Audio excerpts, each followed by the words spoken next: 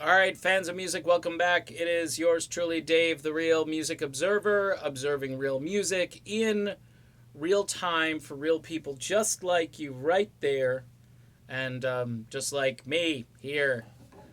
Steve Perry, his new album, it's called Traces. You've heard me talk about it a few times. I am now doing a little analysis on maybe some of the stuff that's going on in this album as far as music, not the album cover. Look, folks, I'm not going to talk about the album cover anymore. All right, I know there are a bunch of people that want me to psychoanalyze the album cover. Uh, Perry said it in an interview. He said that this is basically my life in pictures here, and it's all a big collage on the album cover. People want me to talk about the guitar and the keyboards, and I mentioned I did that in a video. And look, it's cool. It's one. You know what they ought to do with that album cover, like a T-shirt. I mean, you order these Steve Perry T-shirts right now. They say Steve Perry. Imagine if they did that album cover as a shirt. Holy crap, Batman, that would sell. I mean, you could charge like $50 for that shirt, and people would be just, snatching those puppies right up. There you go. So, marketing crew over there at Fantasy, you heard it here first. Steve Perry album cover style T-shirts. All right. Will I get any credit for that? Will I get any royalty money? Will I get a buck or two? I don't know. Will they actually do it? Probably not. So I won't be getting any money from that. So let's talk about the album a little bit. Perry goes off the grid again on this album. Look, as a music fan, I love it when I know people he's working with. I hear Vinnie Colaiuta, I'm loving it. I hear Steve Ferrone, I'm loving it. Randy Goodrum, I'm jumping up and down. These are guys that I think are some of the finest musicians on the planet, okay? Goodrum, one of the greatest writers who's ever written or co-written a song. Just one of the best. And I love it. And Randy Goodrum, by the way, he dates back to Street Talk. The musicians on this record, though, and I'm not saying they're bad musicians, I'm just, you know, Perry wants to keep it fresh. He wants to keep it real. That's why he's hanging out with the Eels and Toad the Wet Sprocket, even though Toad is a fairly older band, but they still sound kind of fresh and new and a little unfamiliar to some folks. So it's this mentality of, hey, I just can't rest on my laurels. The new song, No Erasing, the one that we all know because it's been out now for a couple of weeks, it doesn't really sound like anything else Perry has done. I can't say it sounds like anything on For the Love of Strange Medicine, another album where Perry went off the grid a little bit. I mean, he had a couple of studio guys that, again, were fairly well known, but he had a fairly unknown guitar player at the time by the name of Lincoln Brewster, who's gone on to be a superstar in the Christian music world. But at that point, it was very risky. And some people say, hey, you need somebody like a Mike Landau or somebody who can step in there.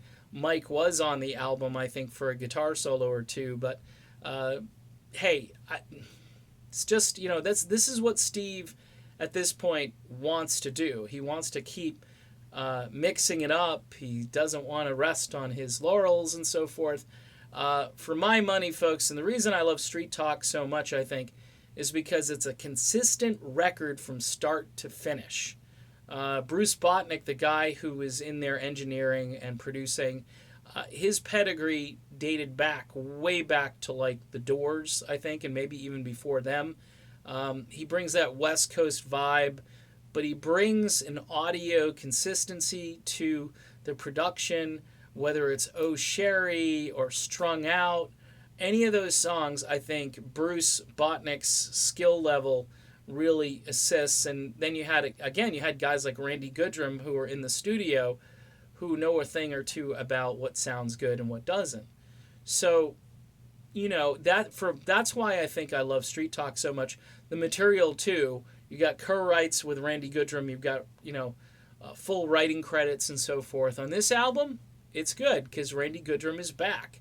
At least for one track. I'm not sure all the credits. People have sent them to me, and I've lost those pictures, but I know he's on there, and I'm looking forward to hearing all of these tracks. I know the album is going to be kind of ballad heavy.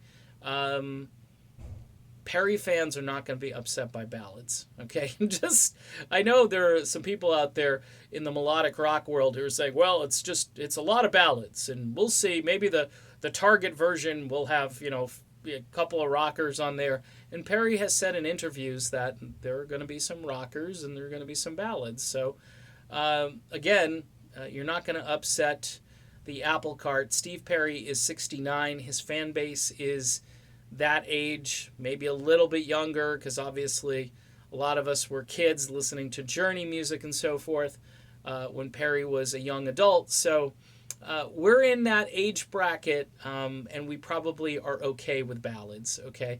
And it's Steve Perry. But, this isn't going to be like Kevin Shirley producing or anything like that. I do kind of miss a little bit of gloss, a little bit of arena. If you go back and you listen to, say, When You Love a Woman, okay, on Trial, or anything really off of Trial by Fire, and that's, again, really a professional, well-made project. And I'm not saying this isn't going to be, but, and that's been around now for, 20 plus years, so you can listen to it over and over again, and it gets embedded, but I loved the atmosphere on that record. And I'm trying to think, and again, when Perry combines with somebody, whether it's Neil Schon, Jonathan Cain, or David Foster, the results are pretty astounding. One of my favorite all-time Perry tracks is I Stand Alone, from that Quest for Camelot movie that went nowhere. By the way, for all of you folks in Variety and all these places, first music in 24 years I've been hearing, it's not true. It's not, if you want, and it's not true on the solo level either, because that song came out in 1998.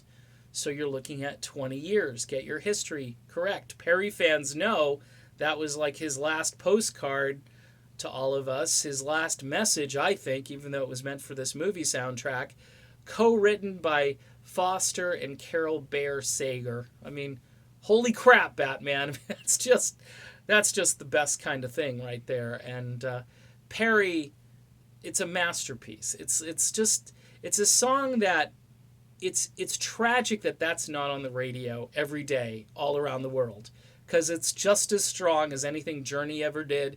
It's probably one of Perry's best songs. He sings like a man possessed. It's 1998, and keep in mind, Steve Perry is sitting on a stool in the video. So that's kind of interesting. But in any event, we'll see what this album sounds like. Steve Perry likes to take risks. I think it's going to be a consistent album, but I think there are going to be a lot of curveballs. And even maybe in some of these slower songs, you're going to hear some different textures and different sounds and different arrangements. But it's Steve Perry, folks, and we're banking on these melodies being so good that it really won't matter. It's just going to be great music all the way around. All right, done with this video. Be back soon. See you then.